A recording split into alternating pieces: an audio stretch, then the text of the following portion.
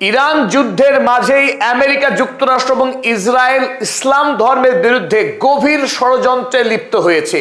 আল আকসা, যা গোটা মুসলিম বিশ্বের কাছে তৃতীয় পবিত্রতম ধর্মীয় স্থান, এই আল আকসাই মুসলিমদের কাছে কিবলা ছিল মক্কা কিবলা হওয়ার আগে পর্যন্ত। যে আল আকসাতে খোদ হযরত মুহাম্মদ সাল্লাল্লাহু আলাইহি ওয়াসাল্লাম তিনি মিরাজে গমন করবার আগে সমস্ত নবীদের নিয়ে 2 রাকাত নামাজ পড়েছিলেন, স্বাভাবিকভাবেই এই আল আকসার সঙ্গে গোটা পৃথিবীর মুসলিম ধর্মাবলম্বী মানুষদের ভাবাবেগ জড়িত। সেই আল আকসা পবিত্র ধর্মস্থানকে এবার ইসরায়েল পাকাপাকিভাবে আইনগতভাবে কেড়ে নিতে চাইছে আমেরিকার সাহায্যে। আর এই পথেই ইতিমধ্যেই ইসরায়েল এবং আমেরিকা মিলিতভাবে অনেকখানি পথ তারা এগিয়ে চলেছে। মিডল ইস্ট আই এই মর্মে গত 25শে মে একটি সংবাদ প্রকাশ করে। আল আকসা মসজিদ চত্বর, যা ইসরায়েল রাষ্ট্র তৈরি হবার পরেও এতদিন ধরে জর্ডনের বাদশারা তত্ত্বাবধায়কের দায়িত্ব পালন করে আসছিলেন, সেই আল আকসাকে এবার আনুষ্ঠানিকভাবে এই ইসরায়েলি পৈশাচিক রাষ্ট্র দখল করতে চাইছে আমেরিকার সাহায্যে। 1948 সালে যখন রাষ্ট্রসংঘ প্যালেস্টাইন রাষ্ট্রকে ভেঙে দিয়ে সেই রাষ্ট্রের উপরে ইসরায়েল রাষ্ট্র তৈরি করে, তখনও আল আকসাকে এক্সক্লুসিভলি মুসলিমদের ধর্মস্থান বলে স্বীকার করে নেয় রাষ্ট্রসংঘ। 1948 সাল থেকে 1988 সাল পর্যন্ত জেরুজালেম শহরের নিয়ন্ত্রণ ছিল জর্ডনের বাদশাদের হাতে।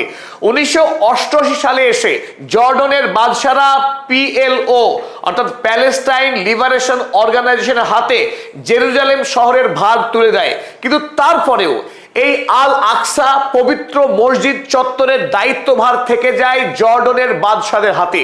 তার ঐতিহাসিক কারণও রয়েছে, কারণ 1988 সালে যিনি জর্ডনের বাদশাহ ছিলেন তার বাবাই হলেন এই হুসেইন শরীফ। হুসেন শরীফ যিনি ছিলেন হেজাজের বাদশাহ অর্থাৎ মক্কা মদিনার বাদশাহ ছিলেন এই হুসেন শরীফ, যিনি হযরত মুহাম্মদ সাল্লাল্লাহু আলাইহি ওয়াসাল্লামের বংশধর ছিলেন। এই হুসেন শরীফের হাতেই প্রথমবারের মতো আল আকসা মসজিদ চত্বরের তত্ত্বাবধায়ক হিসেবে নির্বাচন করা হয়েছিল। সুতরাং এই ঐতিহ্য মেনেই আল আকসা মসজিদের তত্ত্বাবধায়ক হিসেবে মেনে নেওয়া হয়েছিল জর্ডনের বাদশাকে। এবং যে ডকুমেন্টের বলে জর্ডনের বাদশাহ গোটা জেরুজালেম শহরকে PLOর হাতে তুলে দেয়, সেখানে স্পষ্ট করে উল্লেখ ছিল আল আকসা হলো কেবলমাত্র মুসলিমদের ধর্ম পালনের জায়গা। উল্লেখ ছিল exclusively Islamic place of worship.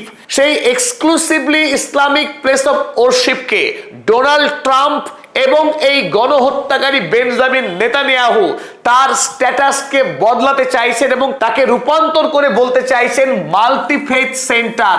আল আকসা আর কেবলমাত্র মুসলিমদের ধর্মস্থানের জায়গা থাকবে না, সেটিকে এখন ইহুদি, খ্রিস্টান এবং মুসলিম এই 3 ধর্মের মানুষদের ধর্মচারণের পবিত্র জায়গা হিসেবে ঘোষণা করতে চাইছে ডোনাল্ড ট্রাম্প এবং বেঞ্জামিন নেতানিয়াহু। এটি একটি বড় সড় ষড়যন্ত্র এবং ফাঁদ, কারণ এই মাল্টিফেথ সেন্টার থেকে খুব অল্প সময়ের মধ্যেই তারা এটাকে তৈরি করতে যাচ্ছে Jewish place of worship, exclusively ইহুদি ধর্মস্থান হিসেবে তাকে তৈরি করার একটা প্রাথমিক ধাপ হিসেবে মনে করছে বিশেষজ্ঞ মহল। মিডল ইস্ট আই তারা লিখেছে, US and Israel actively working, America এবং ইসরায়েল সক্রিয়ভাবে কাজ করছে টু স্ট্রিপ জর্ডন অফ আল আকসা কাস্টোডিয়ানশিপ। এতদিন ধরে জর্ডন এই আল আকসা মসজিদ চত্বরের তত্ত্বাবধায়ক হিসেবে যে দায়িত্ব পালন করে আসছিল, সেই এখতিয়ারকে ছিনিয়ে নিতে চাইছে আমেরিকা এবং ইসরায়েল। স্বাভাবিকভাবেই এই ষড়যন্ত্রের খবর ছড়িয়ে পড়ায় গোটা মুসলিম বিশ্ব এখন ফুঁসছে ক্ষোভে। আপনি এবং আমরা প্রত্যেকেই এই জঘন্য ষড়যন্ত্রকে আটকে দেওয়ার জন্য উদ্যোগী হওয়া উচিত, আমাদের পথে নামা উচিত। 2017 সালে ডোনাল্ড ট্রাম্প যখন প্রথম দফায় রাষ্ট্রপতি ছিলেন, তিনি অন্যায়ভাবে জেরুজালেম শহরকে ইসরায়েল রাষ্ট্রের রাজধানী হিসেবে ঘোষণা করেছিলেন। সারা পৃথিবী যখন তেল আবিবকে ইসরায়েলের রাজধানী বলে মানে, তখন এই যুদ্ধবাজ ডোনাল্ড ট্রাম্প সমস্ত আইন ভেঙে জেরুজালেম শহরকে, যে শহর প্যালেস্টাইনের রাষ্ট্রীয় অংশ, সেই শহরকে ইসরায়েলের রাজধানী হিসেবে ঘোষণা করেছিলেন। বর্তমানে ধীরে ধীরে ইসরায়েল গোটা জেরুজালেম শহরের নিয়ন্ত্রণ হাতে নিয়ে সেই জেরুজালেমকে রাজধানী হিসেবে প্রতিষ্ঠা করছে। অতএব আজ যদি ডোনাল্ড ট্রাম্প একবার আল আকসা মসজিদকে মাল্টিফেথ সেন্টার হিসেবে ঘোষণা করে দেয়, আগামী দিনে এই আল আকসাতে কোনোভাবেই মুসলিমরা পা রাখতে পারবে না এবং সেখানে নামাজ বা আজান চিরতরে বন্ধ হয়ে যাবে। যদিও গত ৭৮ বছর ধরে আল আকসা মসজিদ চত্বরে হাজার হাজার ফিলিস্তিনি মুসলিম খুন হয়েছে বর্বর আইডিএফ সেনার হাতে, তারপরেও ফিলিস্তিনি মুসলিমরা এতটুকু ভয় পায়নি। তারা প্রাণকে বাজি রেখে আল আকসা চত্বরে নামাজ পড়েছে, এমনকি ঈদের নামাজেও তারা আইডিএফ পুলিশের সমস্ত সতর্কতাকে উড়িয়ে দিয়ে আল আকসা মসজিদের নিয়ন্ত্রণ হাতে রেখেছে। কিন্তু বর্তমানে যেভাবে ডোনাল্ড ট্রাম্পের জামাতা জারেড কুশনার যেভাবে উদ্যোগী হয়েছেন, তাতে আগামী দিনে এই আল আকসাকে মুসলিম বিশ্ব বাঁচাতে পারবে কিনা তা নিয়ে রীতিমতো সন্দেহ তৈরি হয়েছে। এই মুহূর্তে স্ক্রিনে আপনারা দেখছেন গোটা জেরুজালেম শহর। এই জেরুজালেম শহরের প্রাণকেন্দ্র হলো পাঁচিল দিয়ে ঘেরা এই আলোকিত কম্পাউন্ড, যেটি আল আকসা কম্পাউন্ড।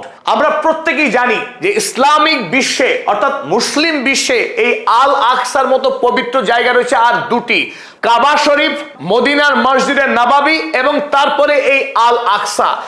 এই আল আকসা চত্বরে মসজিদ সহ কিছু পবিত্র অবকাঠামো রয়েছে। ৩৫.৫ একর পাঁচিল বিশিষ্ট এই জায়গা ইসলাম ধর্মে অত্যন্ত পবিত্র, কারণ মানব জাতির একবারে গোড়া থেকেই অসংখ্য নবীর পায়ের ধুলি পড়েছে এই পবিত্র জায়গায়। এখানে দাউদ এবং সুলাইমান আলাইহিস সালাম নবীরা তাদের বিচার কার্য সামলেছেন। আর এই সেই পবিত্র জায়গা, যে পবিত্র জায়গা থেকে আমাদের শেষ নবী হযরত মুহাম্মদ সাল্লাল্লাহু আলাইহি ওয়াসাল্লাম তিনি মিরাজ গমন করেছিলেন। স্বাভাবিকভাবেই প্রতিটা মুসলিম আল আকসা মাটির সঙ্গে নারীর যোগ অনুভব করেন। এই চত্বরের ল্যান্ডমার্ক স্থাপনা হলো ডোম অফ দ্য রক, যাকে কুয়াত আল সাকরা বলা হয়। এই কুয়াত আল সাকরার ঝকঝকে সোনালী যে গম্বুজ, অনেকের মধ্যে একটি ভুল ধারণা আছে যে এটি আল আকসা মসজিদ। এই আল আকসা কম্পাউন্ডের ঠিক মাঝখানে অবস্থিত এই ডোম অফ দ্য রক, যার অপূর্ব সুন্দর সোনালী গম্বুজ, এই গম্বুজ সারা পৃথিবীর মানুষের কাছে পরিচিত।